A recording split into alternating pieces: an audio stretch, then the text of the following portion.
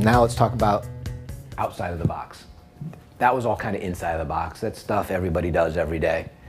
Way people think about markets forever. The laws of physics seem to apply to charts and markets the same way they do to all the other physical things in the world. Right? There are certain things that just hold true in markets as well as in life. Law of inertia. Market's going to keep going sideways.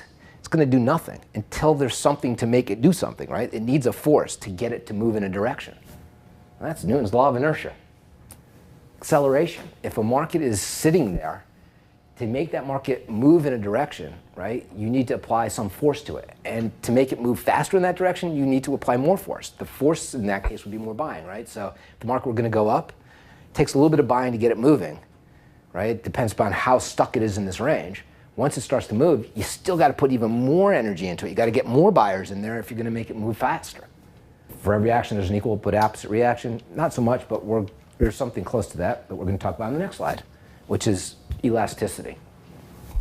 So what is elasticity? It's just the propensity of an object to go back to its original form once you've changed its form. Right? Rubber band, you stretch it out, it goes back to its original shape. Hooke's law is the math behind how you kind of define elasticity. It talks about the deformation of an object is actually defined by the force that you need to apply to it to deform it, right? Applies in markets. So what are the forces, right? What forces is it that we have in the market? Supply and demand are certainly forces in there, right? So is geopolitical. But when we're looking at a chart, what do you think we're really looking at? We're looking at different force, fear and greed. That's what we're really seeing in a chart. Right? The chart's got all this baked into it. This guy has seen all this, and it's causing him to be afraid. Right? This guy's seen all this. It's causing him to be greedy. That's really what we're measuring. That's what we're trying to get to. Those are the real forces affecting the market. This is what is causing markets to move. Does that make sense? I mean, that's fundamental to this conversation going forward. Which one of those two emotions, by the way, do you think is stronger? Fear, by a long shot. Stock market, does it go up faster or down faster? Right, why?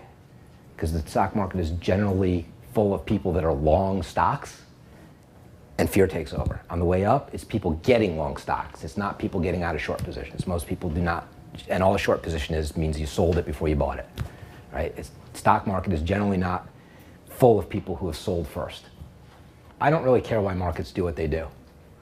It doesn't matter to me, right? If I'm trying to make money, why do I care? All I care is that I can figure out what the market's going to do. So what I do know is that there's news out there. There's news about downgrading the debt. That news affected people. Those people have emotions. Those emotions cause them to do things. The things they do show up in the market. The things that show up in the market show up on my chart. My chart starts to tell me what they're doing, right? It's this big circle. I keep going back to the chart. There's a lot of times that I think that things shouldn't be going the way they're going. It doesn't matter. If the chart says it's going up, it doesn't matter if I got all the reasons in the world why I think it's not. It's going up. It's going up until the chart tells me it's not going up.